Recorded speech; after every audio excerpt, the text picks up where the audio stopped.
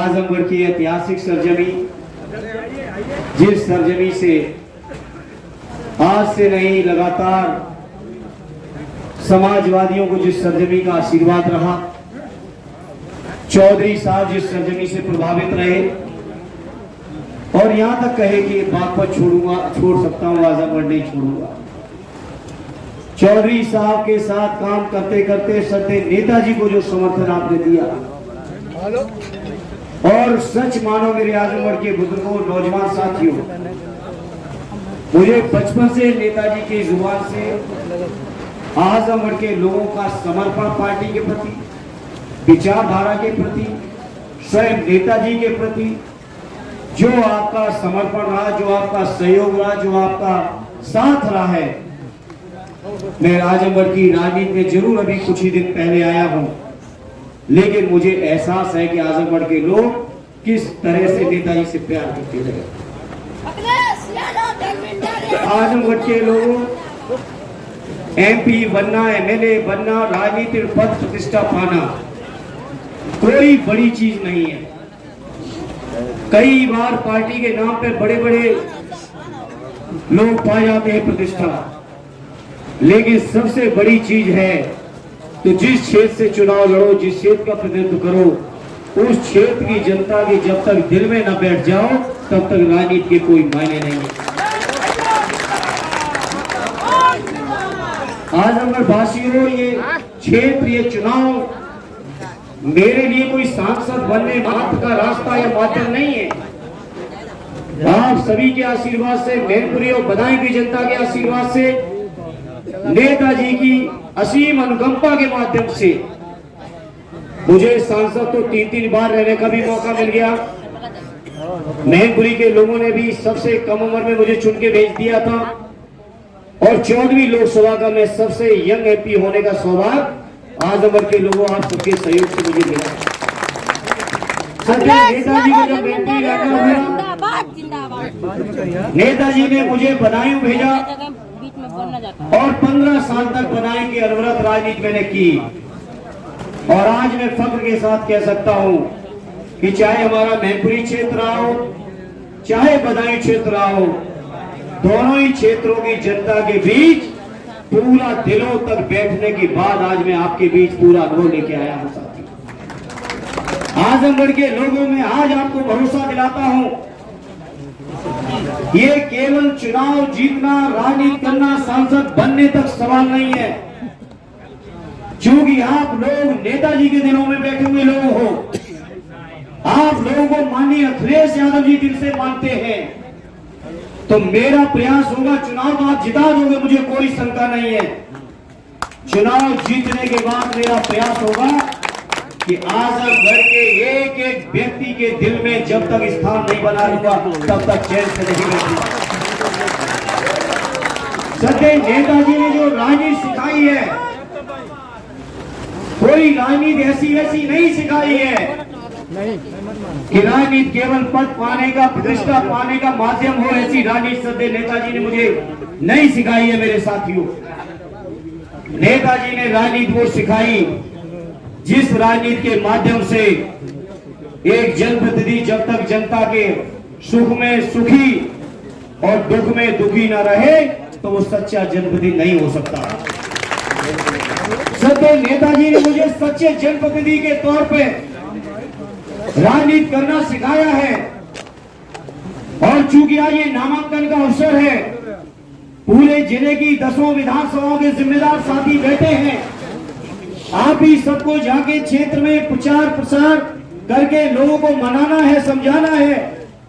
इसलिए मैं अपने कार्यकर्ता साथियों के बीच, अपने नेता साथियों के बीच वो सब बातें कहना चाहता हूं जो मेरे दिल में है। मेरे भाइयों, मेरे दिल में इस बात को लेके है कि जिस क्षेत्र को सत्य नेताजी ने इतना माना हो, उस क्षेत्र के लोगों की सेवा करने में किसी तरह की कोई कमी रह गई तो मैं मान लूंगा कि मेरी राजनीति में, मेरे परिवेश में कोई गलती है।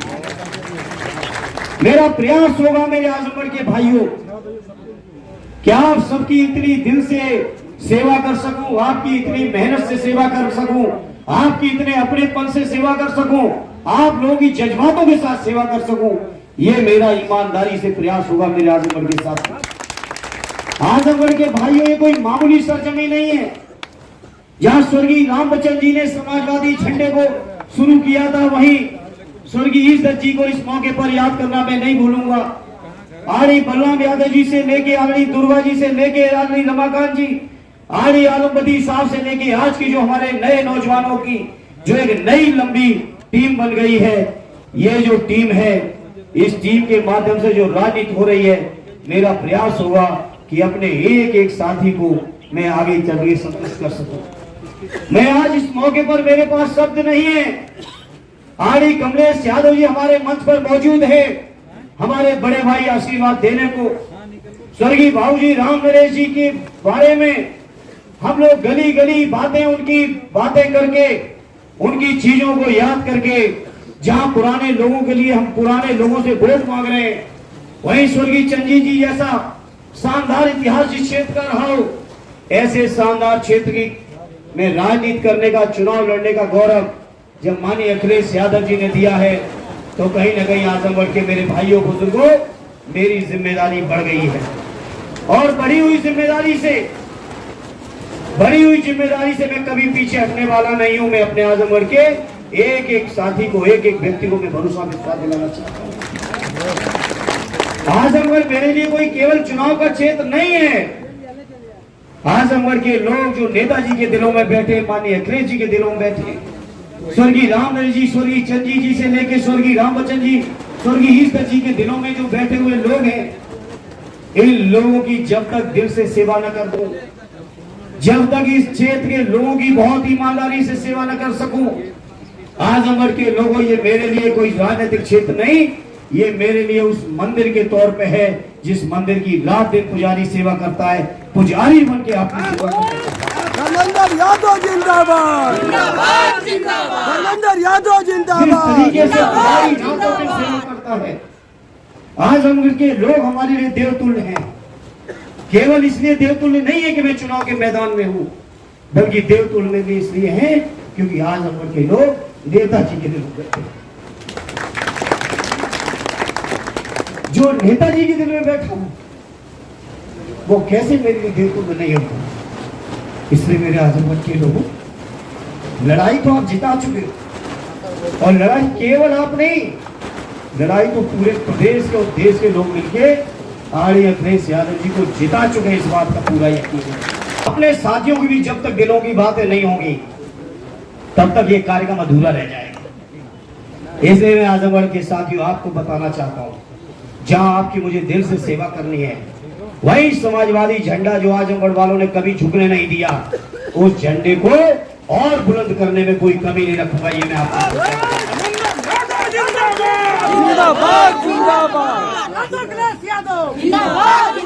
आजमगढ़ के लोग हमें तो याद है 1993 से आज तक जब गठबंधन बनाया था श्रद्धेय नेताजी ने मान्यवर के साथ, उस समय आजमगढ़ और मऊ शायद एक ही जिला हुआ करता था। 14 की 14 सीटें सपा बसपा गठबंधन को देने का काम आजमगढ़ के लोगों ने किया। लगातार 4 बार आदरणीय रमाकांत जी को भी सांसद बनाया आपने। श्रद्धेय नेताजी उसके बाद सांसद रहे, आदरणीय अखिलेश यादव जी सांसद रहे। 12 का चुनाव हो, 10 में से 9 सीटें। 17 के चुनाव में जहां बीजेपी 325 देश में पा गई थी, वहां आजमगढ़ में से केवल 10 में से 1 सीट पाई थी। वो भी इसलिए पा गई थी कि हमारे ही समाजवादी नेता का बेटा उस क्षेत्र से चुनाव लड़ गया था, इसलिए पा गई थी। नहीं पाती बीजेपी 2017 के चुनाव में भी, और 22 के चुनाव में आपने फिर साबित कर दिया कि आजमगढ़ नेताजी की सरजमी है, नेताजी की सरजमी रहेगी मेरे साथियों। 22 का चुनाव, उपचुनाव एक्सीडेंटल जीत जरूर हुई बीजेपी की। हम भाइयों में थोड़ा मतभेद हो गया, हमारे जमाली साहब सामने आ गए, भाई ने हमारा बड़ा नुकसान कर दिया, थोड़े वोट से हार गए। लेकिन मैं धन्यवाद देता हूं इस मंच से अपने राष्ट्रीय अध्यक्ष जी को, जिन्होंने आदरणीय जमाली साहब को ज्वाइन कराया, और आदरणीय जमाली साहब को जिन्होंने आना कबूल किया हमारी पार्टी में। उसके बाद तो फिर कोई चुनाव ही नहीं रहेगा। जहां आजमगढ़ के मेरे लोगों, मेरे भाइयों, मेरे बुजुर्गों, आपसे हमको जज्बाती रिश्ते चलाने हैं, वहीं मैं जानता हूं कि आजमगढ़ की सरजमी मामूली सरजमी नहीं है। देश के सामने जब कोई बड़ी राजनीतिक चुनौती आई, चाहे देश की जब आजादी की लड़ाई चल रही थी, चाहे इमरजेंसी की लड़ाई चल रही हो, या समाजवादियों के सामने जब कभी चुनौती आई, तो आजमगढ़ के लोगों ने समाजवादियों को हमेशा झंडा को बुलंद करने का काम किया। कभी आजमगढ़ के लोगों ने पीठ दिखाने का काम किया। इसलिए इस मौके पर मैं कहना चाहता हूं, जहां इस क्षेत्र से चुनाव तो आदरणीय दरोगा जी को और मुझे आपका आशीर्वाद मिलेगा ही मिलेगा, वहीं आजमगढ़ के लोगों में आज आपको भरोसा दिलाता हूं, आपका प्रतिनिधि बन के जब जाऊंगा तो कोई दिल्ली में गूंगा बहरा एमपी बन के नहीं बैठने जाऊंगा, और ऐसा भी एमपी बन के नहीं जाऊंगा कोई कितनी भी बड़ी सी बड़ी सामने चीजें खड़ी रहे, चाहे कोई तानाशाह खड़ा रहे, लेकिन आपका बेटा कभी आपका मान सम्मान गिरने नहीं देगा। धर्मेंद्र यादव जिंदाबाद। बीजेपी हमारी लड़ाई अखिलेश यादव जी ने छेड़ी है, उस लड़ाई का सबसे मजबूत वकील बन के आपके बीच रहूंगा। ये आजमगढ़ के लोग आपको, मुझे नहीं मालूम मेरी इस लड़ाई से मेरे साथ कौन मुझसे खुश होगा, कौन नाराज होगा, लेकिन मैं आज इस मौके पर कहना चाहता हूं और संकल्प लेना चाहता हूं आजमगढ़ के लोगों, आपके बीच जीवन में चाहे जितनी बड़ी चुनौतियां आ जाएं, चाहे जितनी बड़ी ताकत सामने क्यों न खड़ी हो, लेकिन बाबा साहब के संविधान को बचाने के लिए, देश के लोकतंत्र को बचाने के लिए, हमारे पिछड़े दलित भाइयों के, आदिवासी भाइयों और मुसलमान भाइयों के, और जो हमारे जरूरतमंद और अगड़े भाई हैं, उन भाइयों के अगर मान सम्मान स्वाभिमान की कभी कोई लड़ाई आएगी तो आपका बेटा सबसे पहले सीना अड़ा के लड़ने का काम करेगा। ये मैं आपको यकीन दिलाना चाहता हूं।